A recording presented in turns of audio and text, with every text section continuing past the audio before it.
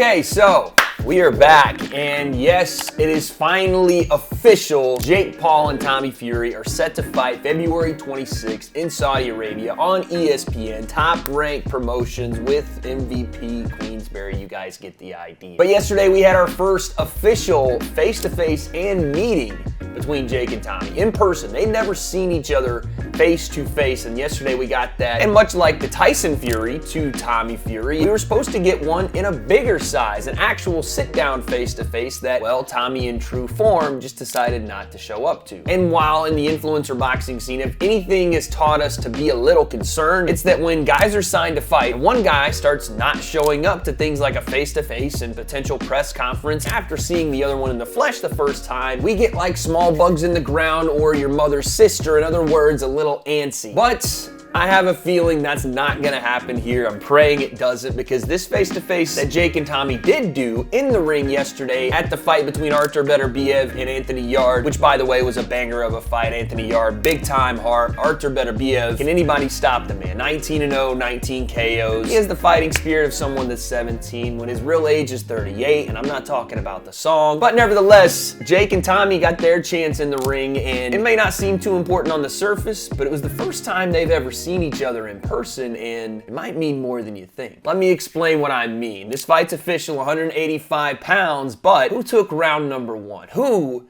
came out of this face-to-face looking better? Was it Tommy or Jake? Well, the breakdown, let's go.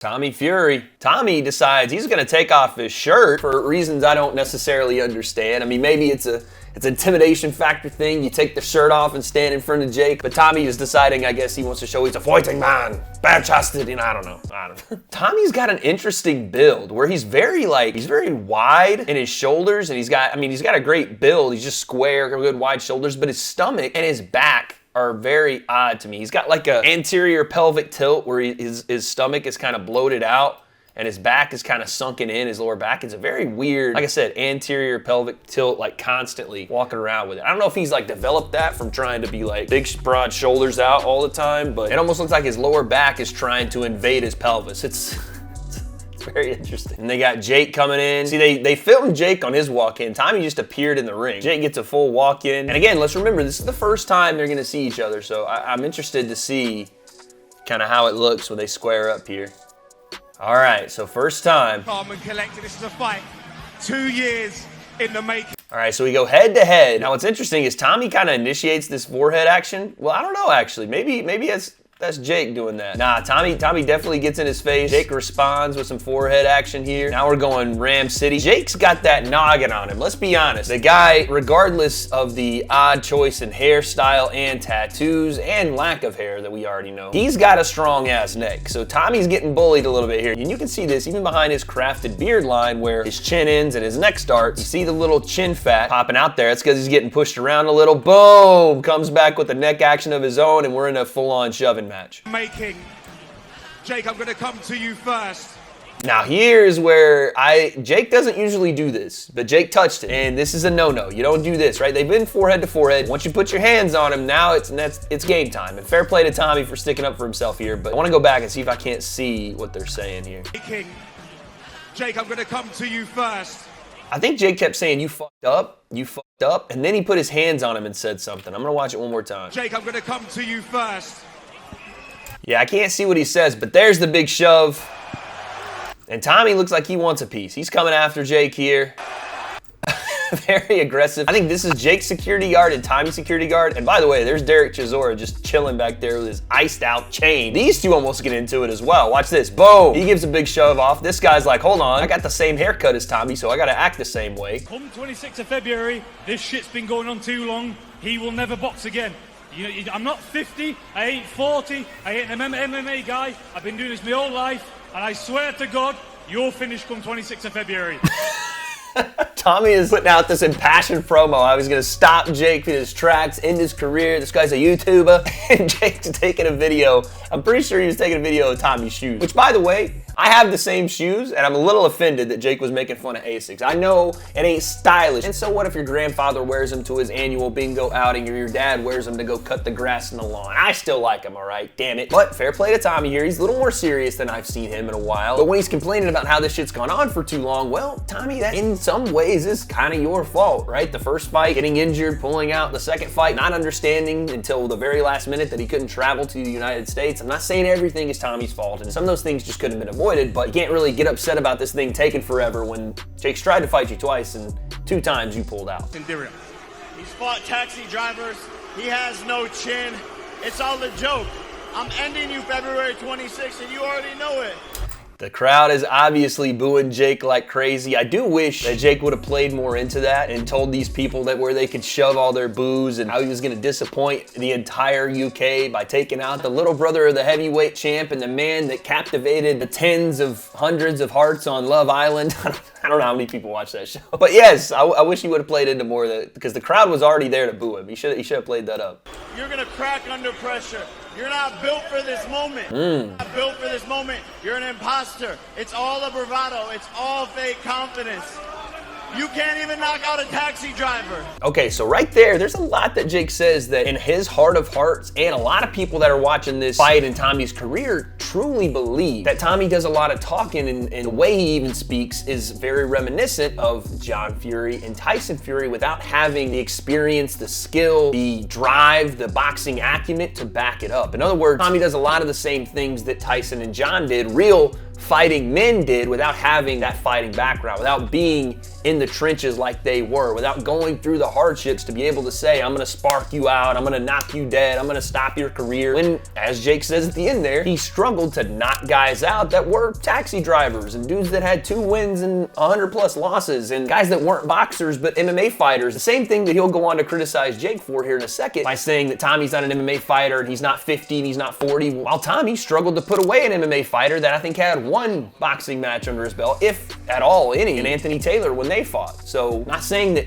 this is going to matter at all during the fight, but I wonder if Jake is just planting the seeds for a couple of mind games he wants to play with Tommy and just keep reminding him, hey, you're not Tyson, you're not even John, you're Tommy Fury, a guy that hasn't fought any big time boxers, doesn't have this major experience, and can't put people away. I was beating better people than you when I was 14 in the amateurs. So Tommy says he was beating people better than Jake when he was 14 in the amateurs, and he says that 50-year-old MMA fighter, first boxing fight. I think he's talking about either Tyron Woodley or Anderson Silva. If he's talking about Anderson Silva, he'd be wrong. He had boxing fights and beat Julio Cesar Chavez Jr., which I know you guys don't credit that win, but that's a pretty damn good win for a guy that doesn't box in Anderson Silva until that moment. But another interesting thing Tommy says here is that I was fighting better guys than you when I was 14 in the amateurs. So Tommy does have a bit of an amateur background. We're still a little confused as to what that is, how much he actually has a background, how many fights he had as an amateur. Some people say it was around 10 to 15 fights as an amateur, to where obviously most boxers at his level at this point have a ton of fights as amateurs, even leading into some guys going to the Olympics and then turning pro. But for Tommy, 10 to 15 amateur fights is still far more experience than Jake has. So again, Tommy letting the cat out of the bag here a little bit. Maybe he's been hiding some things that Jake doesn't know. And again, if we're talking about fighting bad on purpose to get a Jake fight, which I don't necessarily believe, potentially there is some things there that Tommy can exploit on fight night that Jake just hasn't seen yet. An MMA guy, I was beating people better than you when I was 14, or you were messing about on Disney Channel. So don't come here pretending you're about it when you're not. Tommy's very impassioned here, right? Once again, he's worked up, he's talking. Jake's calm, cool, collected. He handles this stuff fairly well when people, he has experience handling this. Like, Tyron Woodley was in his face both fights. Ben Askren told him he was the runt little brother to Logan Paul. Jake's been in the spotlight where he's had these back and forths a couple times now, so this stuff doesn't really rattle him. But again, I hope that Tommy, like a lot of other guys before him, is not just allowing himself to look at Jake and say, oh, this is the Disney kid, this is the YouTuber, this is the guy that just fought MMA guys, he's never fought a proper boxer. I already have this in the bag, because I'm telling you right now, if you underestimate Jake Paul, I know people don't want to admit it, but he's better than you think, and if you underestimate him, he's going to hurt you. This is just, it's simple. Tommy is not a good enough boxer to be acting like he he is levels above Jake Paul, just mounds and leaps and bounds above him with his 10+ amateur experience and his pro experience that, again, is kind of lackluster. This is a competitive fight, and if Tommy rests on his laurels thinking this is a Disney Channel kid or just a YouTuber that learned to box, he doesn't have any natural talent and he doesn't have any ability to win this fight, Jake's gonna surprise him. And again, that's when the fight becomes more difficult, when you thought it was easier than it ends up being. He's gonna get knocked out by a Disney star. That's plain and simple. See what I'm saying? You walk right into it. You're gonna get knocked out by a Disney star. So now Tommy, by bringing up the Disney thing, is if he loses, now buried himself even further to say, yeah, you called me a Disney star and you got beat by one. So again, Jake has nothing to lose here. Again, while he is, I think at the current time, the betting favorite in the eyes of Tommy Fury and still some of the public, Jake is still gonna take people by surprise should he win because, well, that's the kid I used to see on Disney and on YouTube. He can't beat a proper boxer until potentially he does. See who the real professional boxer is. And all these critics, all of these people say, fight a real boxer, here we go. I guarantee, I swear to God, if the last thing I do in boxing, you are over in 4 weeks. So enjoy the last few weeks as a so-called boxer, yeah? When I hit you on the chin, you're gonna stay hit. When I hit you on the chin, you're gonna stay hit. The final nail in the coffin for Tommy's promo skills. But no, the man said, when I hit you on the chin, you're gonna stay hit. That hit doesn't reverse, it doesn't come off. Tommy, we'll work on your promo skills. But Tommy, again, is impassioned here. He believes in himself, at least as far as the verbal action of saying what he's gonna do to Jake. If we're being honest, it'll quite frankly be the first notable thing he does. Like, this will be the only thing that Tommy has done in his boxing career of note to beat Jake Paul. That's where we're at here in 2023. Jake Paul, not only the name, but the skill is Tommy's toughest test. I know we keep talking about Tommy being Jake's toughest test, but it goes both ways. Jake is the best fighter that Tommy has ever fought, at least in the pro level. That's clear to me. Who in this fight has more to lose, Jake? Tommy has so much to lose, his family's gonna disown him when I knock him the fuck out. Plain and simple, that's it. And I love you, but it's over for your brother. Tensions. Everybody got a good laugh out of that one. Look at... This is what I love. Tyson Fury actually...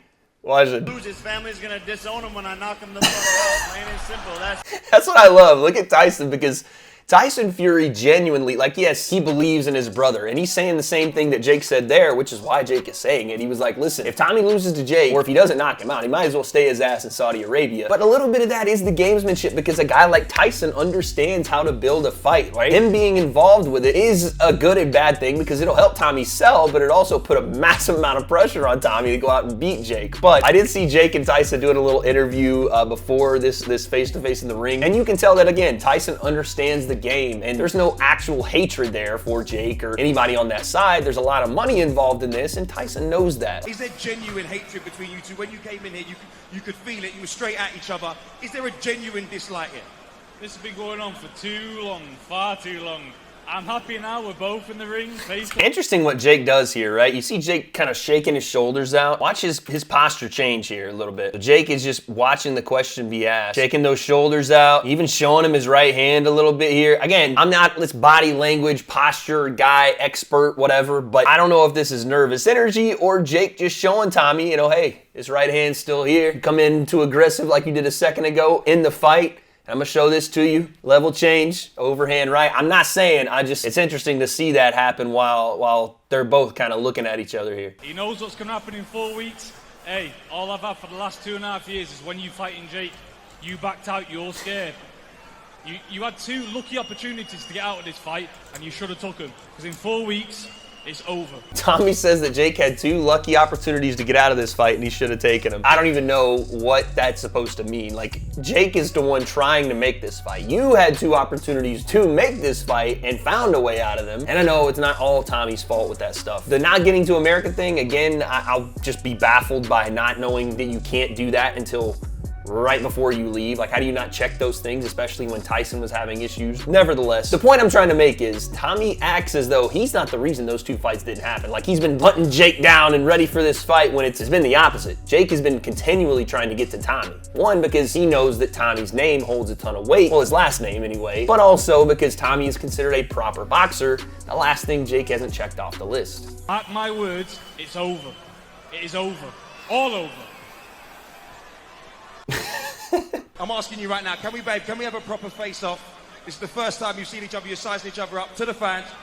All right, so as they stand here, Jake's getting in his stance once again. Like, this is something he does in a lot of his face-offs. He did it with Ben Askren, and they pulled the arrow out on him and everything. Obviously, that was right before the fight. But when you do look at him, Jake is, I mean, he's a big boy. Jake's big, right? And Tommy is very big, and from when I've seen him, a very wide guy. Not sure why Nikisa's taking a look at the tits, but he is. It does look like a pretty even size-wise matchup, right? Because Jake is sneaky thick. Like, he's built and strong, and he's dense. Same with Tommy here, so I don't think there's going to be any kind of weight advantage or size advantage for either guy. I would say Jake's maybe a little bit bigger, just tall-wise, and again, I think he maybe just walks around a bit heavier than Tommy, but Tommy's right there with him. Like, this is a good size and skill matchup. Both guys are around the same size, same weight.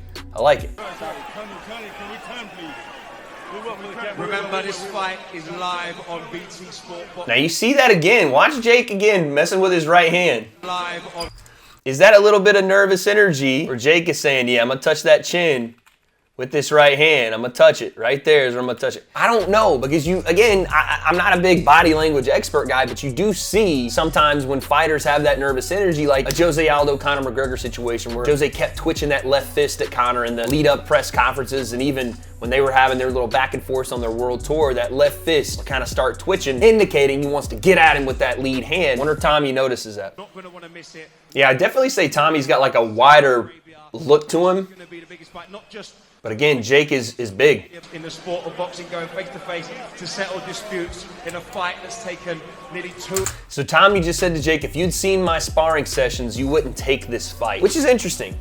Tommy has been in camp now since, I think they said right after Christmas. That's what they've been saying. I guess he's battering guys in the gym, which is something, again, you want to see. You want to see Tommy smoking dudes. You want to see him open up and really sit down on shots and show that big time TNT power that we're all hearing about with Tommy that we just don't necessarily see in his fight. It'd be interesting to see what's going on in Tommy's camp and who he's bringing in, and is there the Sugar Hill influence? I don't know if it's been confirmed that Tommy is working with Sugar Hill, who is again Tyson's head coach. Is he bringing that mentality into camp, or is it the John Fury show where he runs camp and does exactly what he wants and trains Tommy how he wants to, which ultimately, in my opinion, is going to keep a lid on Tommy's potential.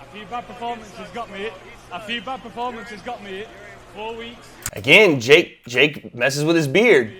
4 weeks. And Tommy said a few bad performances got me it. So I guess, again, they're trying to play on the words that, yeah, we lost that way on purpose. A few bad performances got me this fight, so maybe I did them on purpose. I don't know if that's, again, I don't think that's the case. But I do think that they believe if Tommy had stunned out a couple of those guys, like just rocked them, that Jake wouldn't have given him this fight. So maybe there's some truth to it. Derek Chisora inserting himself into this fight is hilarious for no reason. Like, why is Derek in the middle getting all these pictures? Just because he's Derek Chisora. That's why. There's actual no reason for it. All right, so there you have it. Again, there was supposed to be a face-to-face after this that Tommy just decided he didn't want to show up to, which is, again, very disrespectful and not very professional. But at this point, we know what it is. Tommy is not going to play Jake's game. He's not well-versed in playing that game where the talking back and forth and trying to get the better of the verbal exchanges. That's not going to happen for Tommy. So he's decided he's not even going to play that or try to play it with Jake. But it doesn't help build their fight, which I guess you don't necessarily need any more build for. It just kind of sucks because I really wanted to see them in that one-on-one. We may get that as fight week comes closer, but from this face-to-face, I'll say I take away a couple of things that are super important. Jake continues to touch that beard, show Tommy his right hand, turn his stance. Again, he's antsy, right? He does want to get to Tommy a little bit, but on the other side, Tommy is very antsy as well, right? The headbutt, shutting his forehead into him, telling him how much this fight means, and that if this is the only thing he ever does in boxing, that he is going to stop Jake and completely annihilate him, end his boxing career. We're less than a month away. Coming up, we'll take a look at some training and sparring footage as well, but that's where we leave it. Tommy and Jake Paul, their first ever interaction face-to-face. What'd you guys think? Who got the better of this thing? And on fight night, what really matters? Tommy's background and amateur career, or what Jake said about Tommy's inability to perform under the lights, how he's gonna choke, how there's nothing that's prepared him for this moment, and how ultimately he's an imposter, living off the name of his older brother and his dad. I don't have those answers, but in Saudi Arabia, February 26th, we finally get them. So, I guess we'll find out.